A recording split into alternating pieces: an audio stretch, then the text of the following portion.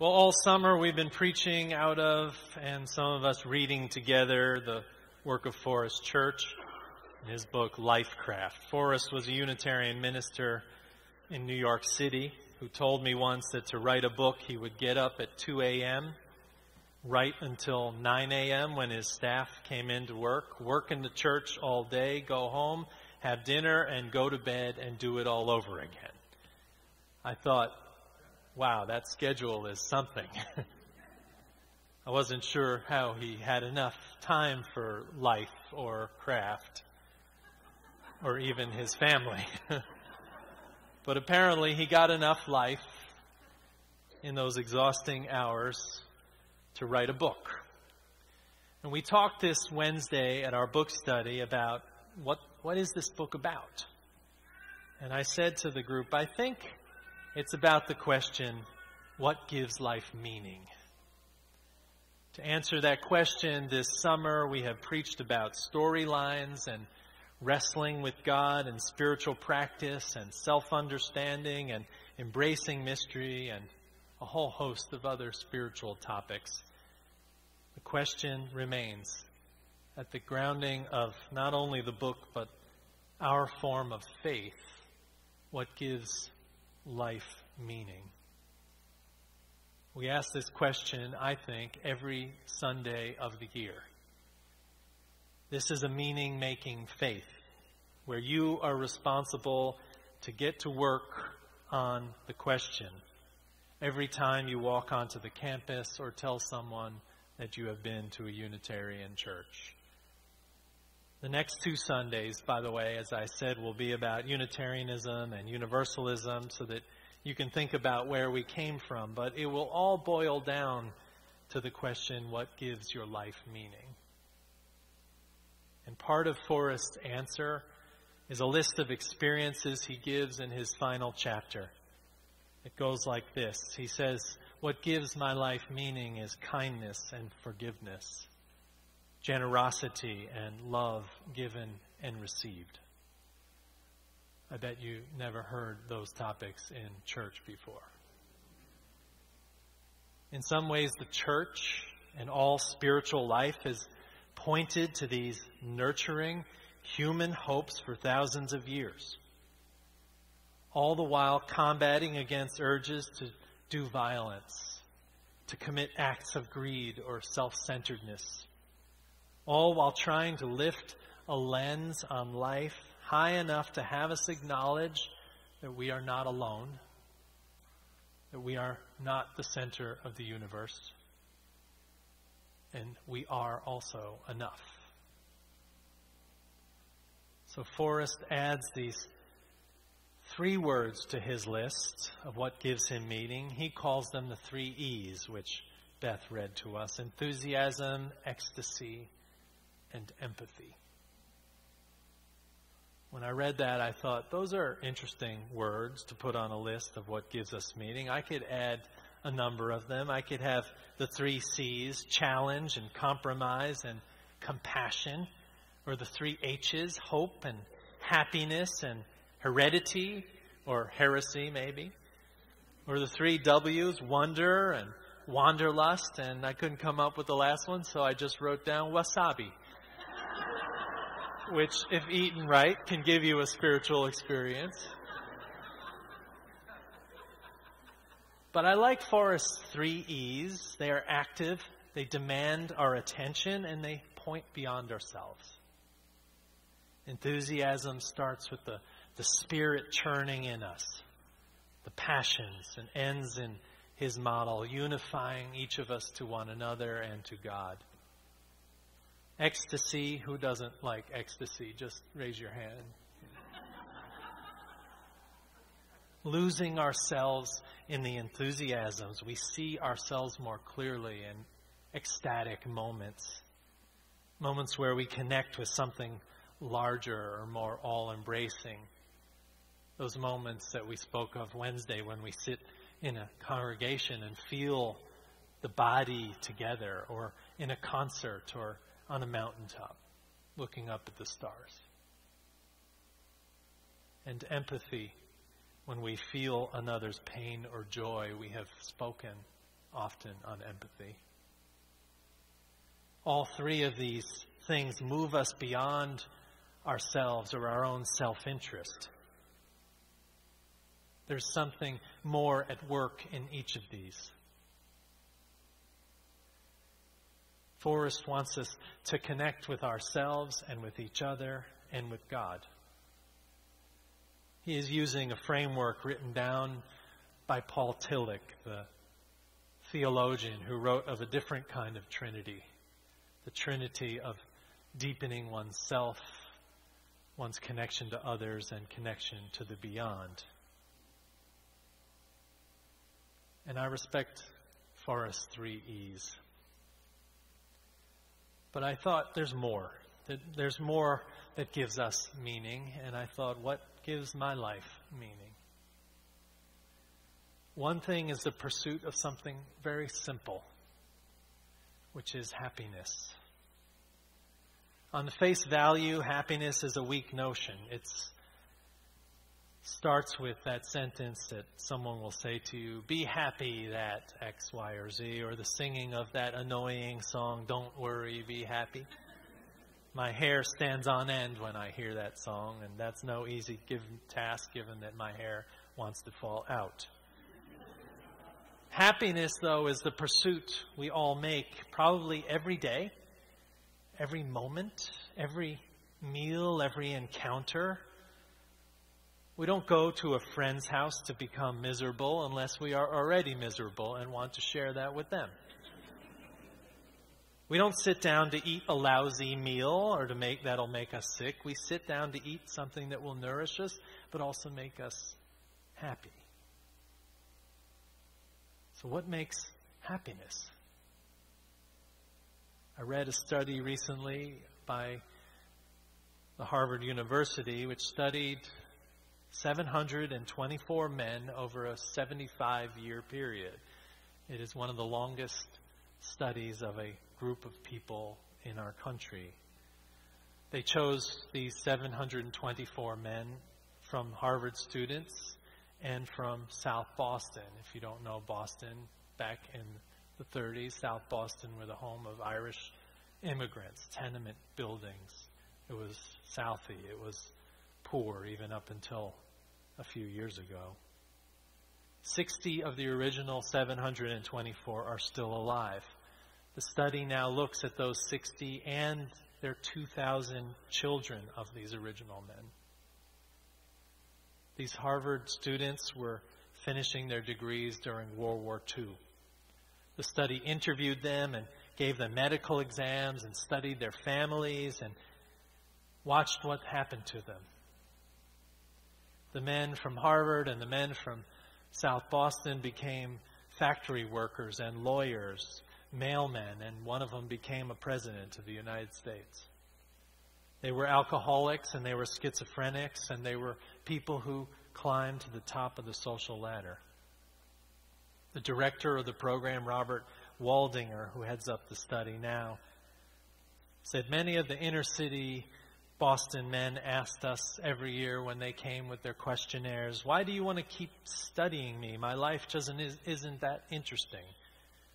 To which he said, the Harvard men never asked that question. The conclusion of the study was this, and it was about happiness. That social connections are good for us. That loneliness kills. It turns out that people who are more socially connected to family and to friends and to community are happier. They are physically healthier, and they live longer than people who are less well connected. And the experience of loneliness turns out to be toxic. People who are more isolated than they want to be from others find that they are less happy, their health declines earlier in midlife, and their brain functioning declines sooner, and they live shorter lives than people who are not lonely. The second lesson was about the quality of close relationships. That quality matters. It turns out that living in the midst of conflict is really bad for our health. And thirdly, that good relationships don't just protect our bodies, they protect our brains. The bottom line of the study was that happiness comes from companionship, from community, from social cohesion, maybe in part why we are sitting here today.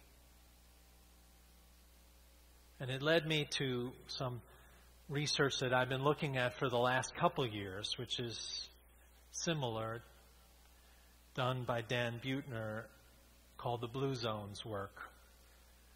Dan studied communities all around the world with the highest rates of people living above 100. Among the findings, he found that it mattered what people ate. It mattered that they exercised, no surprise there.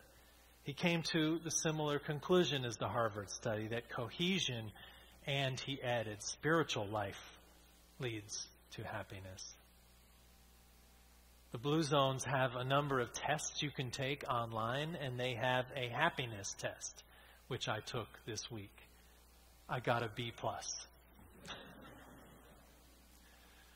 The recommendations to move that B+ up were to watch less TV, although they didn't know it was the Olympics on this week.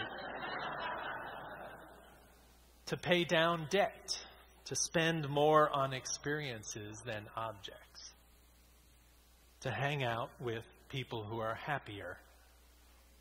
So I'm counting on you. And to get out in the sun, to exercise more. Not taking into account that we live in Texas in the summer, but that's okay.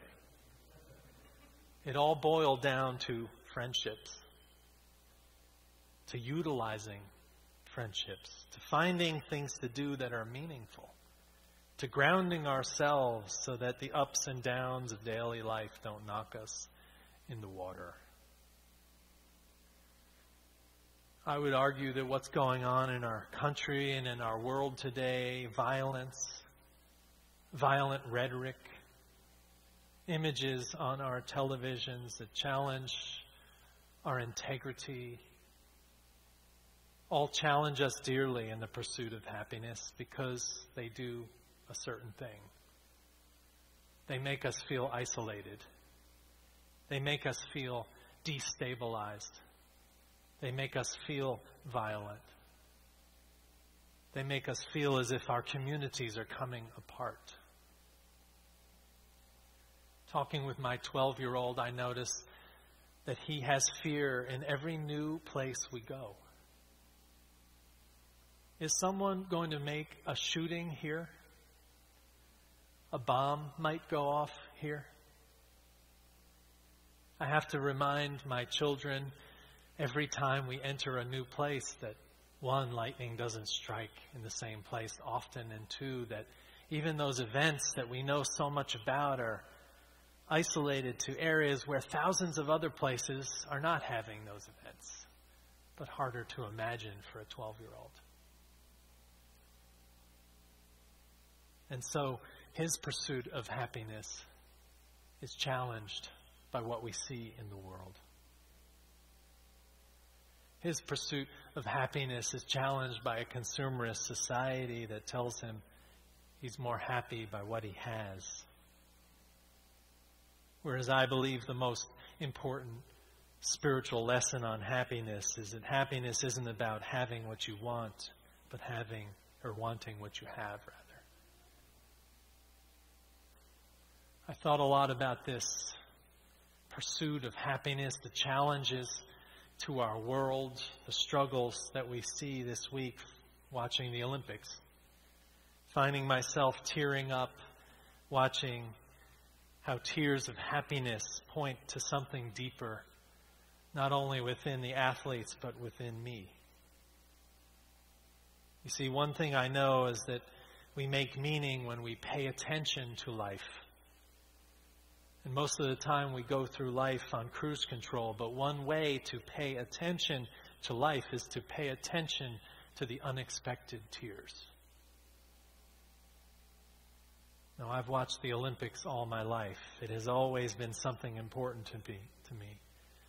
Nations coming together to compete peacefully, athletes at the top of their respective sports, the beauty and triumph, even defeat. And this year I find myself tearing up at every victory, every medal celebration. Each surprises me every time. I've wondered if this is some version of male menopause. Could be. But then I realized what it is. It's about what those triumphs and those moments symbolize. In a world torn by violence and hatred and competition of unproductive sorts, we see honest competition where beautiful young people promote a hope in others. I watched as a young American woman won a swimming race and surprised herself and then burst into tears. And so did I. But nothing got me so much as when the teams marched in on the opening ceremony in all their costumes and waving flags. And then at the end, for the first time in history, a team walked in under the flag of the Olympic Games because they were refugees. People without a home. In the context of a worldwide refugee crisis, Syrians and Congolese and Ethiopians and majority South Sudanese who live as refugees in other lands walked in together. And if that wasn't enough, there was a woman among them called Yusra Mardini, a Syrian swimmer who lives in Berlin, and after the bombings in Damascus left with her sister to Turkey, where they tried to cross to Greece in a boat like we've seen so many times in the news. And when the boat started to take on water and the engine stopped, she and her sister and two others got into the water and swam, pulling the boat for 3 hours to the island of Lesbos. She did not step onto a podium and receive a medal, but to be there was enough. I realized my tears for the refugee team weren't sadness over the world. They weren't sadness for lost souls or for our friend Alleluia, who sits here sometimes with his friend Bol from the South Sudanese community, where they continue to struggle for peace. The tears were because I saw that just for that small gesture of having that team with members who have survived so much, that the world was somehow redeemed for a moment from its pain and violence. That God was in the healing of us all, in the footsteps of those athletes, in their events, their races. That it took so many years for humanity to realize the power of such a statement of having a people without a home walk in before the host country, waving little Olympic flags to a standing ovation from the world. And that symbol that we can overcome so much. Something I am reminded every time I hear your stories or sit with you in a careful pastoral setting where you tell me about overcoming illness and grief, challenges in your life. Those tears for the refugee was not just for the team, it was for the moment that says, more poignant than grief, there is hope. And so listening to my life, I can put the mundane in context. I can put the everyday in context and say, even despite our world, this is worth it. Unexpected tears. They speak of what is deep within us, below the surface. A unifying force, a holy presence among us. Forrest Church says, over the course of our lifetime, we paint, weave, cast, and draw, design and build our lives in ways that can, but not always do, lead us to find meaning within them. He says, I have discovered that we are what we love. He says that the God we seek and will never find, that no human quest holds more potential than the seeking, especially if we return blessed with new eyes to glimpse the divine in the ordinary, with new ears to hear the still small voice. Then sight becomes miracle and hearing too. I think Forrest is right and has been right throughout the book. The divine is among us, within us, and before us. In enthusiasm and empathy and ecstasy, we see each other more clearly. In examining what our lives mean, we see hope despite a chaotic world. That if we miss the divine, it is because we are not paying attention. We don't need to be standing on the top of a mountain in an ecstatic state to know the divine. We just have to see it among us. I think he has been saying to us throughout this book that we are not the center of the universe, but we are enough, because we are part and parcel of this divine experiment we call life. And that, friends, is why this sermon is called Poetry in Motion, because of Forrest's chapter in the book, but more to the point, because poetry in motion is not words in a book. It is what we witness. It is us. We make meaning, friends. Watch your life, especially the unexpected tears. May you be blessed this week and the coming weeks. Amen.